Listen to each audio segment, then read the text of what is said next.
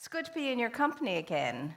And I keep assuring you that the place is full of your company. It really is. And sometimes, during the week when I have a minute or when I want to run away and not be discovered, I come in here and do a little walking meditation and maybe some prayerful affirmations. And the place is still full of your energy. So thank you for that. And I want to welcome everybody on board, and especially those who may be tuning in for the first time. It's a delight to have new people join us, and we trust you'll revisit us and become part of our great community, like members at large.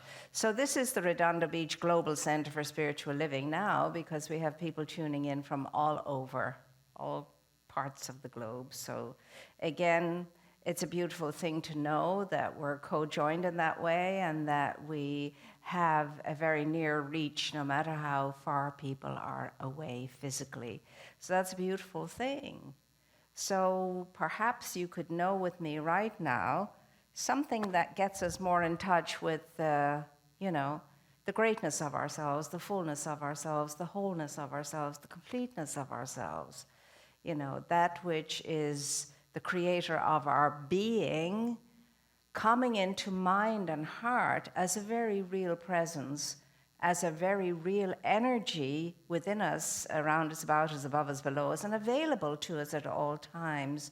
Available in the sense that once we tune into it consciously, then we can direct that beautiful grace, that infinite intelligent energy toward any good that you and I desire, through the power of the word, through the power of imagination, through the power of outpicturing a world that we want to live in, that we love to live in, that we can celebrate because we're living in it.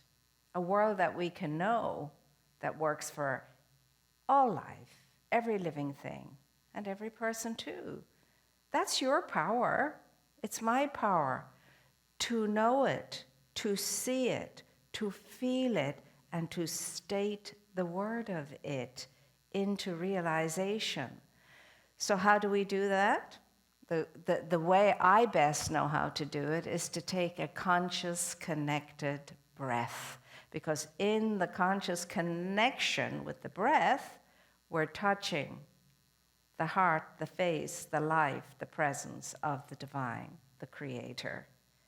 And that presence is so available to you and to me then to move in the direction of whatever good we're contemplating, so desire, allow ourselves to feel, and then declare it as so. And then we discover, when we do that constantly and continuously, it is so. So, my dear ones, this morning, very early, as I sat up in my bed, this is the book that came to hand and mind. Your Word is Your Wand by Florence Scovel Shinn. It's a very thin book, and it's very readable.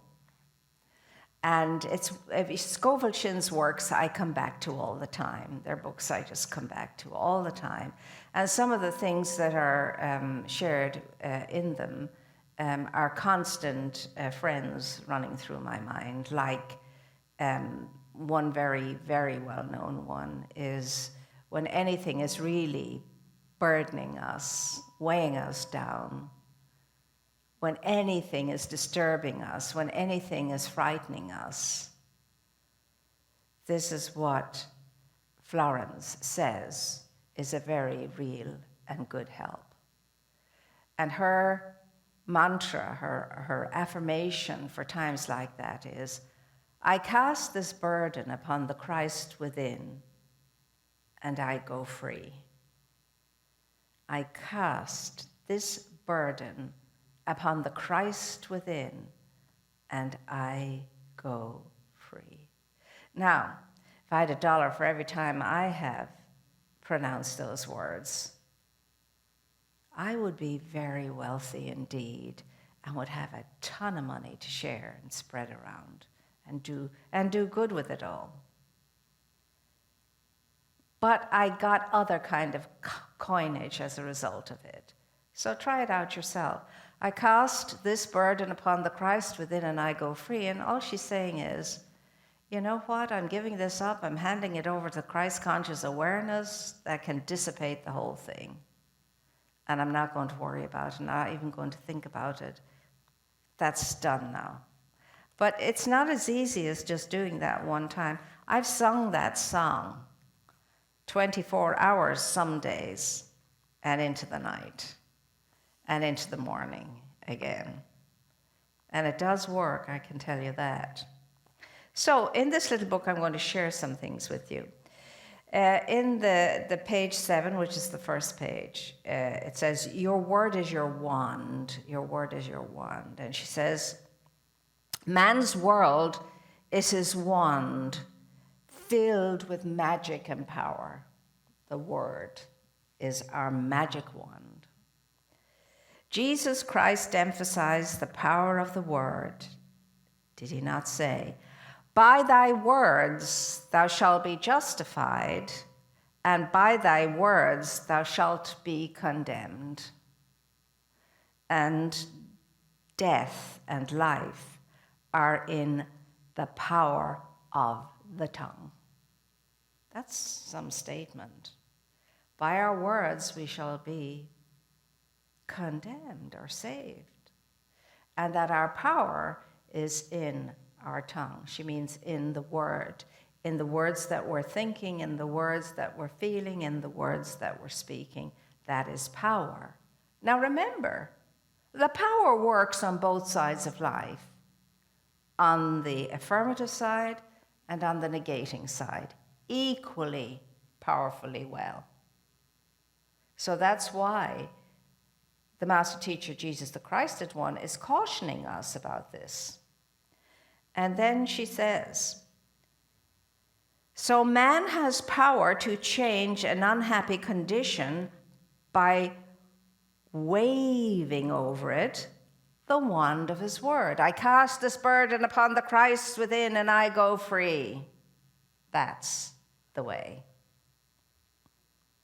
And when you understand that, and when you speak the words like they're loaded with power other than your human power, and they come from within you from a deep-centered place. I cast this burden upon the Christ within and I go free. It's done. And you're staring that bull in the eye, and you're holding it by the horns, and you say it, and the bull becomes a puppy and runs off. Doesn't come near you again. And so she says, the imagining faculty is the creative faculty, and it is important to choose words which bring a flash of the fulfillment of the demand. I cast this burden upon the Christ within, and I go free. You see, the power is in, and I go free. That's a flash, a burst of affirmation. Never force a picture by visualizing. Let the divine idea flash into your conscious mind. Like, don't sit down and do the Rodin thing and force an image. Just sit down, be still, be quiet, shut up and listen, and flashing through your mind, sounding like thunder, will be the word that is yours to proclaim, loaded with that power and that energy.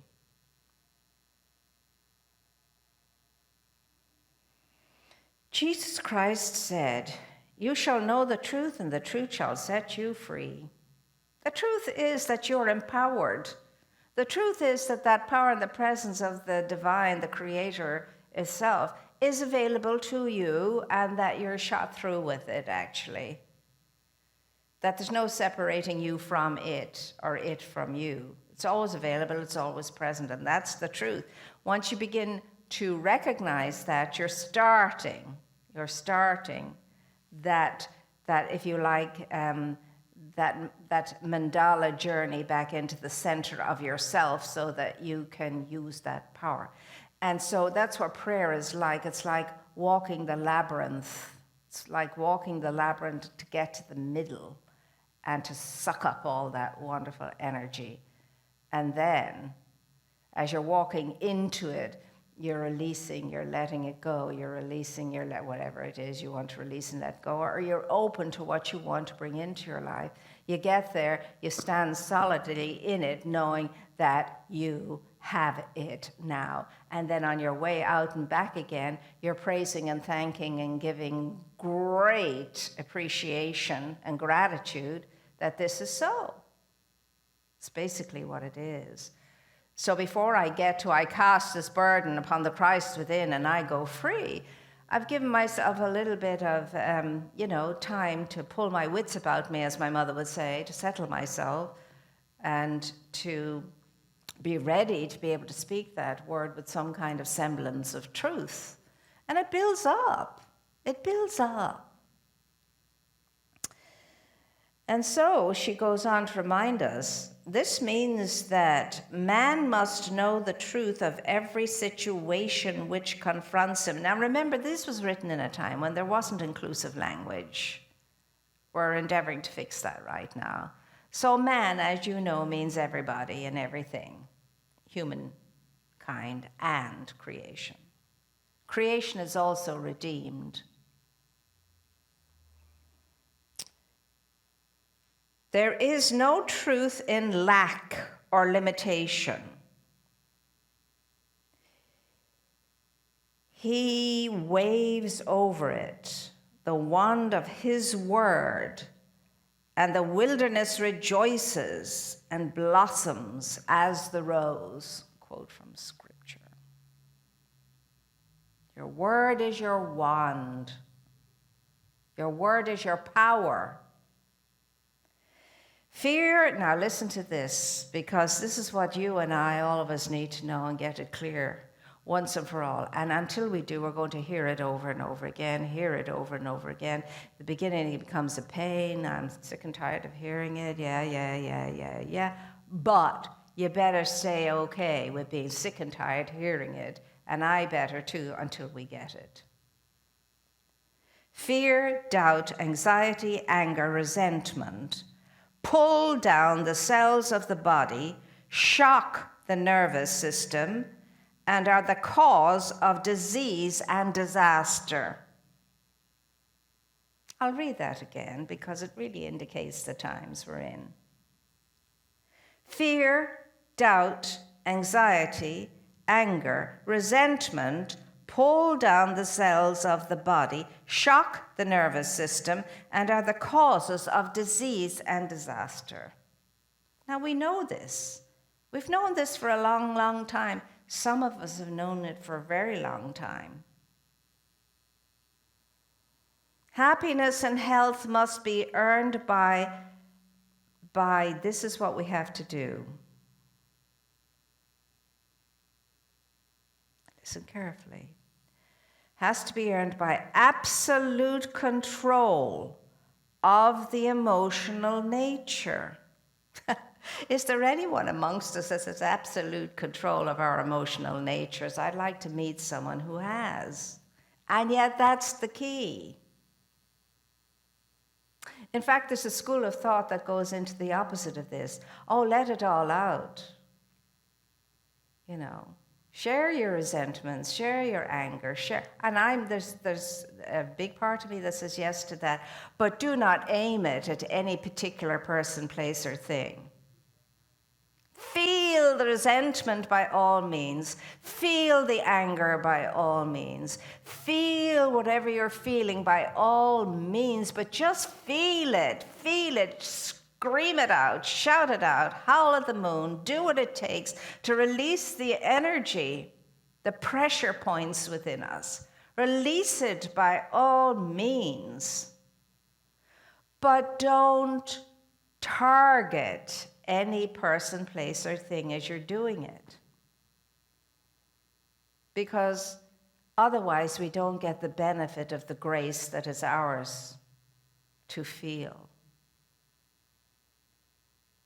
and it doesn't help us in the long term. We'll come back to it again and again and again and again. It's difficult, and it is Thich Nhat Hanh has written a book called Anger. He's written great books on the emotions, and he will say, yes, by all means, feel the anger, feel the feeling, but feel it in a sense of, well, how does that feel in my body?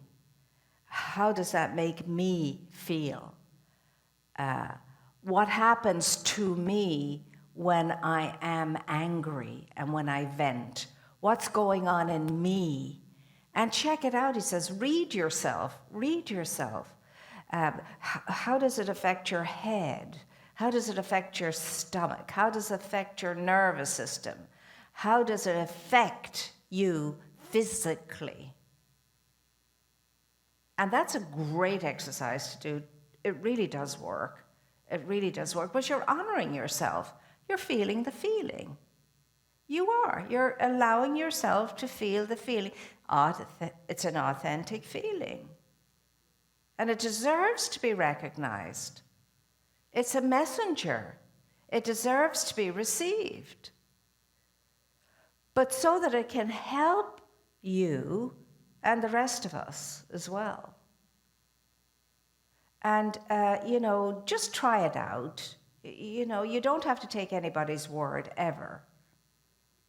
You test things out for yourself. You discover things for yourself. And, you become your own laboratory, your own spiritual laboratory. And it's amazing what happens when we're allowing ourselves to do this. So he says, power moves, but is never moved. Power is power, the same yesterday, today, and tomorrow. What moves power is consciousness. Your consciousness, my consciousness, everyone's consciousness moves that power to the affirmative side of life or to the negating side of life. Or one may cancel the other out and then you're just flatlining, so to speak. Yeah, nothing's much is happening. You're just holding, if you like. You're in the holding zone. But that's your power. When man stands calm and serene, has a good appetite, feels contented and happy, when appearances are against him. Can you feel those things when things feel like they're against you? Can you feel calm and serene? Can you maintain a good appetite? Can you feel contented when things are against you? Most of us can't say yes to that except in certain times and now and then. But that's the key again, to hold the fort. Why do we have a fort? To protect us. When do we have to hold the fort? When the fort is attacked. So we have to stand firm. Hold the staff and the rod and remember it is your magic wand. Reminds you of the power of the infinite and the sovereign being of life that is within you, available to you now to use in a destructive or in an affirmative way. I'm not saying any of this is easy. It really isn't. I haven't found it easy, not one bit of it. I have to tell you. They say, oh, you're a religious scientist, you're a scientist, isn't it? Science of mind, and so on and so forth. Student and a student of truth. Don't talk about how things are difficult. Yes, I will, because they are. But difficult is only difficult. It's not a bad thing. Difficulty is not a bad thing. It's a challenge. It's a challenge, that's all it is.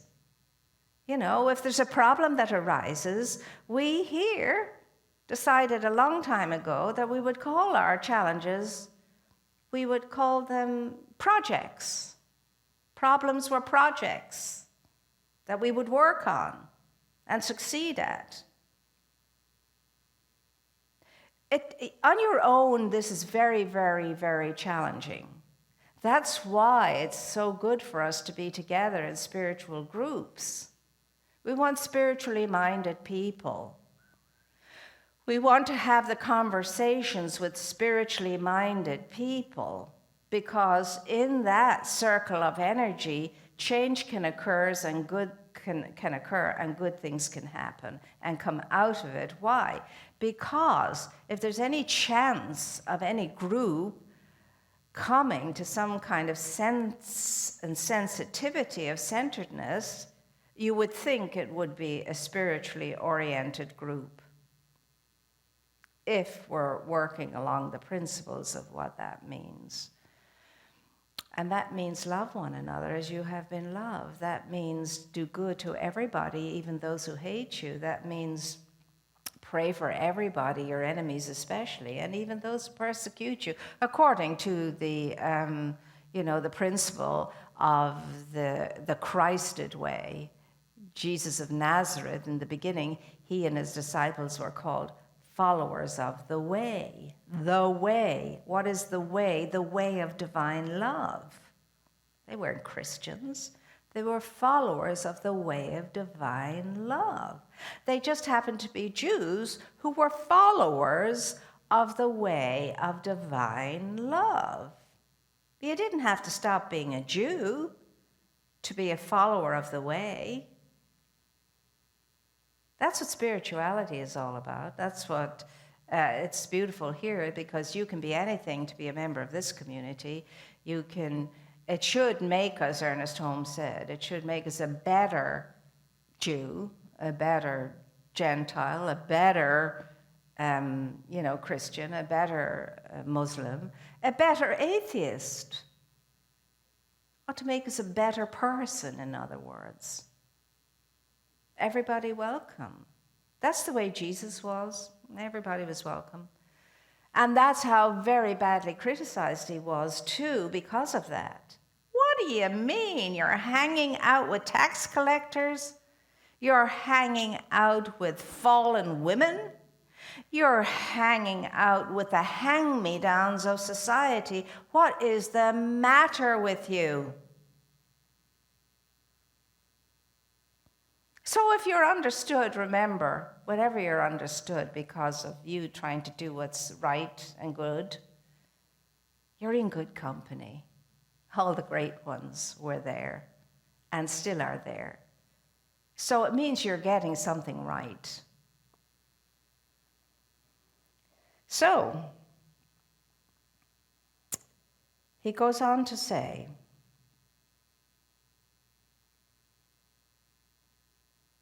his word, our word, man's word, is his wand, and he transmutes apparent failure into success. That you and I can transmute a failure into success.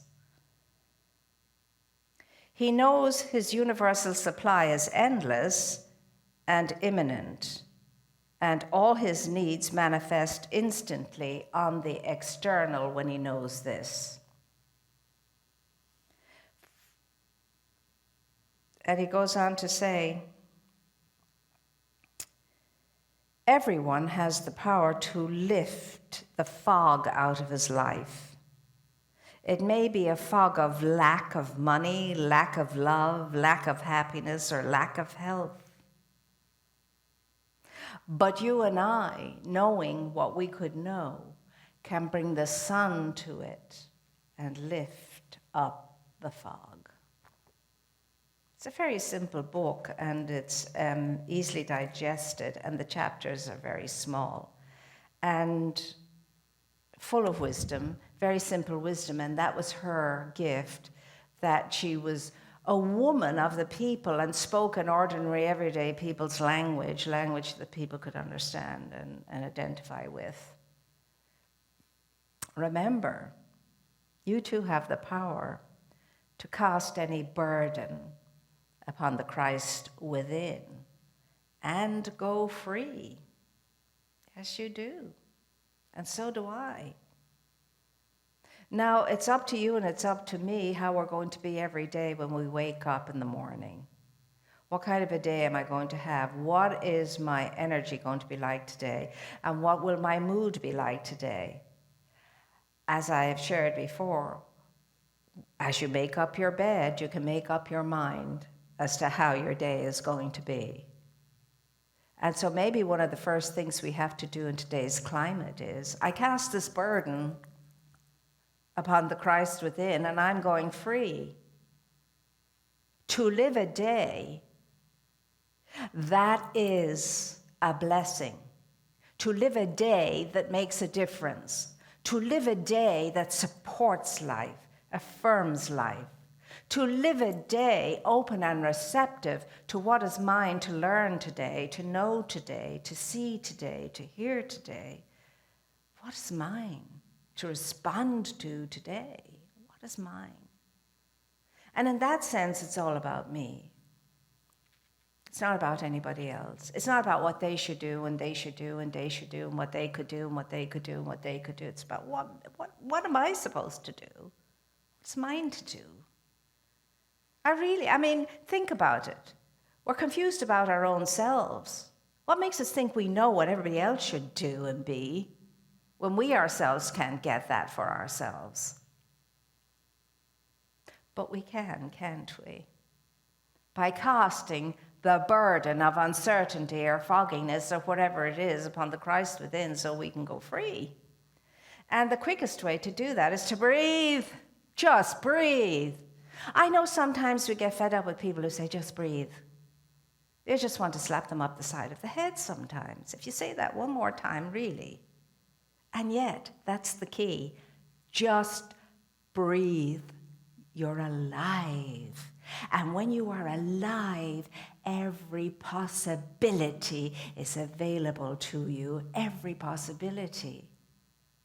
And your power of imagination and the power of your magic wand, your word, your declaration, your knowing and declaring your good is what gets us to the center of the labyrinth so that we can truly be infused by all of its light, its energy, its power, and its delight. And then giddily, with delight, we trot back out of it, don't we? So that we can go back into the world and be a conduit for good. That's you. That's me. And so it is. And I'm knowing we're all going to have a great, good day. And in this state of gladness, I am now going to take my contribution, financial contribution that I'm making to our center with great delight. I love this. In the days when we used to write checks, do you remember those days? I would be delighted, even when I didn't have anything left over in my budget or whatever. But once I came into this teaching, because when you're teaching high school in a private school, it's, it's not that great as far as remuneration is concerned, but it's very, very pleasing unto the soul. Teaching is anywhere. So I would write my checks with great delight, especially when they were bills. I'd say, isn't it great? I can sit down and write this check now and pay this bill. Thank you, Divine Providence. I kind of miss doing that now because everything is so automatic, but I'm still always very grateful for money that comes in and equally grateful for money that goes out. So I take this blessed abundance of mine, the overflow, the overspill, because lots of years ago, when I had very little of this, I would always give thanks for my abundance and for divine providence supplying me with plenty to spare and share. I always gave thanks for a divine reservoir that was always there, and it always was. So I want to thank you for everything you are doing in the world to uplift it. Everything you're doing, and some days it may not seem like much, but it's the best you could do. And if you arrive at the end of the day saying, I did the best I could do today, that was a very good day. But for your good thoughts and your good feelings and your good deeds, thank you, because that's what's taking care of us all. It really is. And again, thank you for supporting our blessed community. It's up to each and every one of us to ensure that it continues and that the legacy goes on for future generations. And thank you all for understanding that and knowing that. But also understand we're here for you. It's the only reason why we are here. We're here for you. We're here for each other. We're here in a circle to serve from the circle anybody in need. And so thank you for this opportunity. So now I'm going to take my gift between my hands, and if that's what you're doing too, that's wonderful, and I'm going to say, divine love consecrates my gift. It goes forth to heal, to bless, and to prosper. All those who give and all those who receive, I rejoice in the sharing of my good, and I release my good with love. And so it is. Have a great day, and know that you are so loved, so cherished, and that you are always accompanied by that great love that created us, out of which we came and of which we are made. Let it be a comfort to you to remind yourself of that. And again, I invite you to take on as one of your affirmations, I cast this burden upon the Christ within, and I go free. Have a great day, everybody. Love you lots. Mwah, mwah, mwah, mwah. Until we meet again, stay connected, tune in, join in the family circles. Bye for now.